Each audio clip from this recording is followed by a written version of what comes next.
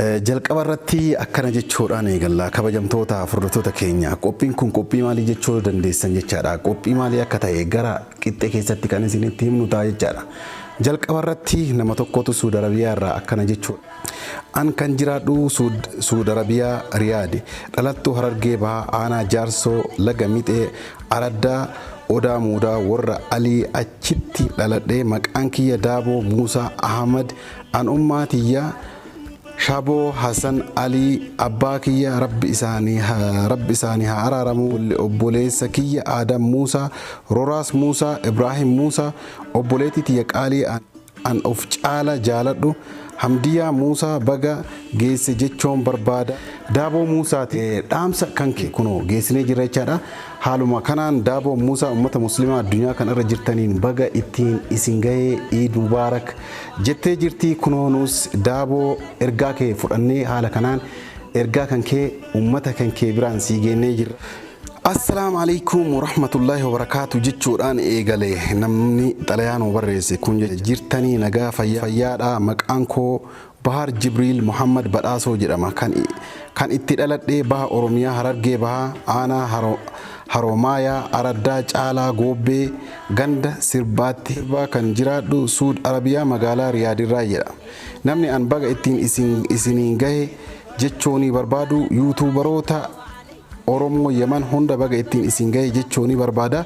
Eid Mubaarak isiniin jennee jira. Itti aansuudhaan haadha tiyya tan lubbuu tiyyaa olitti jaaladhu abbaa koo obboleeyyan koo dhiiraa fi dubartii ummata muslimaa maraan baga ittiin isin gahe jabaadhaa hojiileen baay'ee nama boonsu hojjechaa jirtanii nuun jedhee jira. Jibril Muhammad Badhaasoo nus kunoo ergaa kan kee maatii keetiif ummata muslimaa addunyaa kan irra jiran hundaan sii geennee jirra jenna. Namni tokkollee Dubaay irraa akkana jechuudhaan eegalee jechaadha. Maasha jazaakallahu khairan jechuudhaan eegalee an Dubaay ummata muslimaa hundaan baga ittiin isin gahe Eid Mubaarak isiniin jedha. Itti aansuudhaan ummata gadab hasaasaa hundumaaniyyuu baga ittiin isin gahe jechuu barbaada jettee jirti. Haadha tiyyaan obboleessa kiyyaan ijoollee tiyyaan arfamaatii kiyya hundaan baga Eida Fitrin Rabbiin isin gahe ittiin nu gahe jettee jirti. Namni kun maqaa isaa hin barreessine jechaadha. Kabajamtoota furdatoota keenya maqaa keessan yeroo isin hin barreessine maqaa keessan dha'uun waan nama rakkisuu jechaadha. Namni xalayaa amma dubbiseenii kun jechaadha 60 lakkoofsi telefoona isaa 61 79 dhumti telefoona isaa jechaadha. Maqaa isaa barreessee hin jiru. Haa ta'u akkuma itti barreessiteetti ergaa kan kee kunoo uummataan geennee jirra. Ittaanoo Aminaa Muhammad jedhama. Ummata muslimaa addunyaa kanarra jirtan hundaan baga ittiin isin gahe Eid Mubaarak isin jettee itti aansuudhaan Caalii fi Kaamilaa Saidoo baga geessan baga ittiin isin gahe baga ittiin nu gahe jettee jirti. Aminaa Muhammad akkuma agartan jechaadha ergaa kan kee ummata kan kee biraan sii geennee jira. Kan ittaanuu Samira Ahmad Amboo jedhama. Duraan dursee maatii kiyya Eid Mubaarak jechuun barbaada. Abbaa koo Ahmad Amboo Jimmaa Harmeetoo Nuuriyaa Gannaa abbaa manaa kiyya Adam Hussein Abdallah obboleessa koo Ziyaad Ahmadiif Badriyaa Abdallaatiif Muraad Ahmadiif Fatiyaa Ahmadiitiif hiriyoota kiyya Rizqaa Muhammadii Samira Muhammad Saadaa Jamaal Hakim Kadir Samiya Kadir Najat Ganno Saifu Hanni Sabbonto Abdullatif Eid Mubarak jechuuni barbaada jettee jirte jechaadha. Samira Ahmad Amboo kunoo ergaa kan kee ummata muslimaa hundaan bira sii geennee jirra. Atillee baga ittiin si gahe Eid Mubarak jennee jirra jechaadha. Assalamu alaikum warahmatullahi wabarakatuh. Kabajamtoota furdatoota keenya hundi keessanuu baga naganuu jiraattan isiniin jedha. Qophiin kun qophii ergaa baga ittiin isin gahe isin karaa keessaatiin karaa WhatsAppiitiin nu ergitan kan isinii dubbisaaru waan ta'eef jechaadha. Warri ergaa dabarfattanii fi warri ergaa isinii dhaamanis hundi keessanuu akka dhageeffattan kabajaadhaan isin affeerra. Ummata muslimaa addunyaa kanarra jirtan hundaan irra deebiidhaan baga Eid al-Fitriidhaan isin gahe isiniin jenna. Eid Mubaarak isiniin jechuu barbaanna. Ittaan suudhaan akkana jechuudhaan ergaa ofii dabarfatte dhageeffataan keenya tokkochi akkana jechuudhaan maqaan koo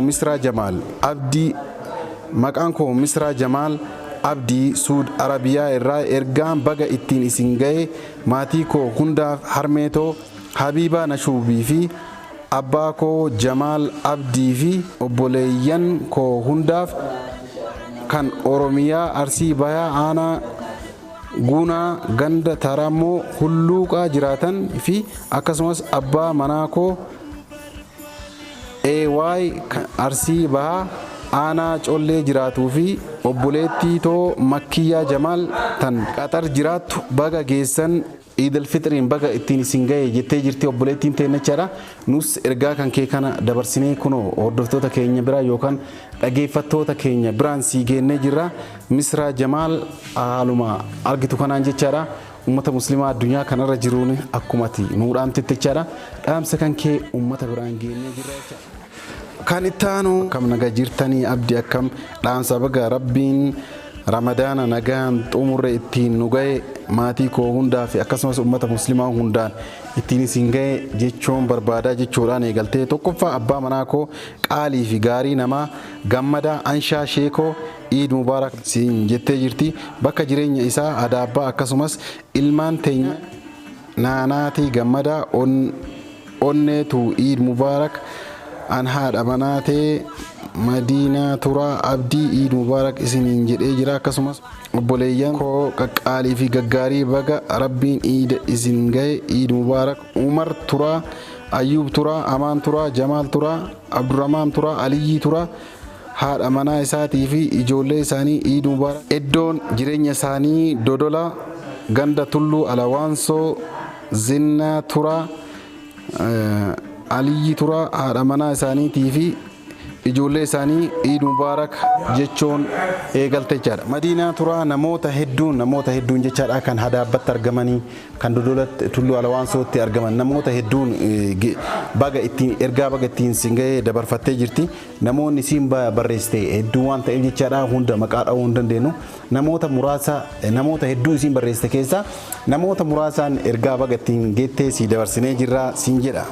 Kabajamtoota hordoftoota keenyaa namni biroo akkana jechuudhaan eegale. Duraan dursa carraa akkana namootaaf kennuu keetiif galatoom jechuun jalqaba jedhe galata irraa fi siin jedha. Anfaaladdiin jedhama Atilaantikaa Joorjiyaa irraa jedha. Kan baga ittiin isin gahe jechuun barbaadu muslimtoota addunyaa irra jiran maraaf yeroo ta'u dabalataan masaanuu lamaan Bahaar waliin Fatiyaa fi Hayaatii masaan waliin Caaltuu Faayoon warra piraankii irratti hojjetanii dhiifama namaaf hin goone Sa'idiif Sumayyaa Kaamilaaf Abdataa Muktaariif Roozaa Jadiidiif Kifaayaa Ibsuuf Obsee Safwaaniif Ayyaan Yaasiniif Mustariyaa Imxuu yookaan Imaanee fi jaalallee ishii haarawa Abdii fi Caaliifillee jedhee jira. Baga ittiin isin gahe nuun jedhee jira. Baga wajjinuu ittiin nu gahe akkasumas warroonni piraankii yeroo irratti dalagan aartan garanumaan hordofaan keenya tokko baga ittiin isin gahe illee jedheeni jira jechaadha. Kunoo obboleessa keenya Faaladdiin ergaa kan kee dabarsinee jirra jechaadha. Isiniinillee baga ittiin isin gahe isiniin jechuu barbaanna. Hordofaan keenya biroollee akkana jechuudhaan eegale maqaan kiyyaa Maariyaa Dubaay irraa jalqaba hordoftoota amantii muslimaa hundaa fi baga ayyaana Idil Fitriitiin ittiin isin gahe warri baranaa kan bara eegeree warra waggaa guutuu ittiin deebi'u nu haa taasisu.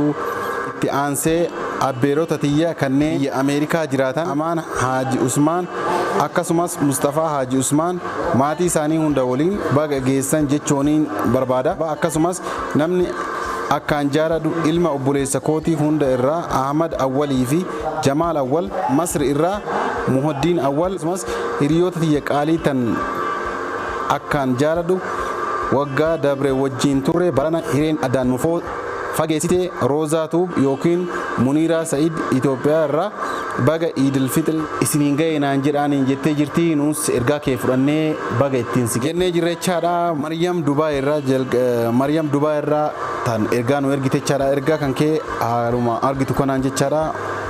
Hordoftoota biraan yookaan uummata biraan geennee jirra. Siinillee baga ittiin si gahe siin jechuu barbaanna.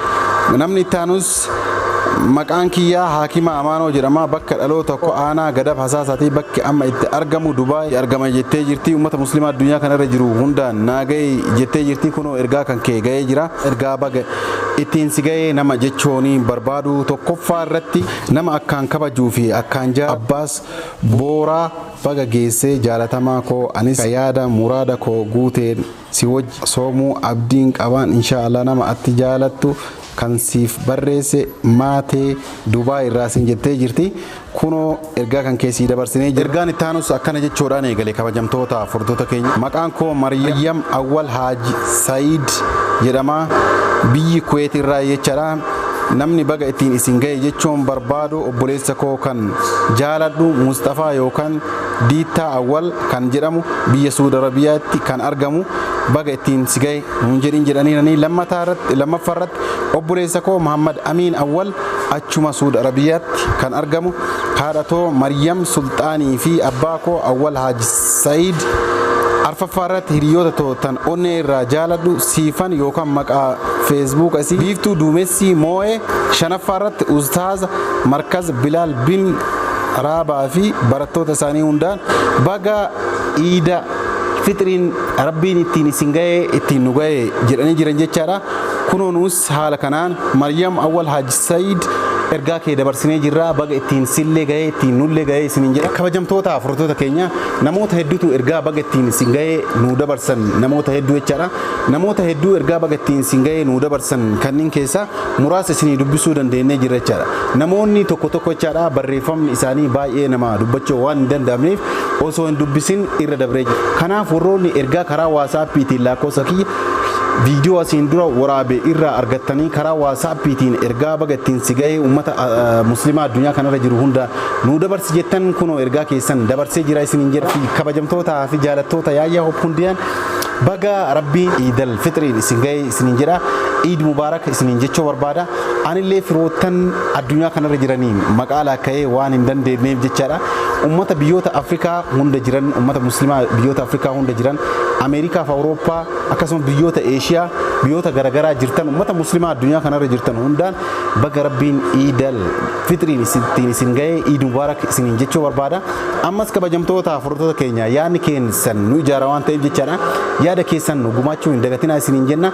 Qophiin guyyaa har'aa qopheeffanne kana fakkaata. Waan nu hordoftaniif galatooma ulfaadhaa isiniin jenna. Salaamu alaikum wa rahmatullahi wa barakaatuh. Iid mubaarak.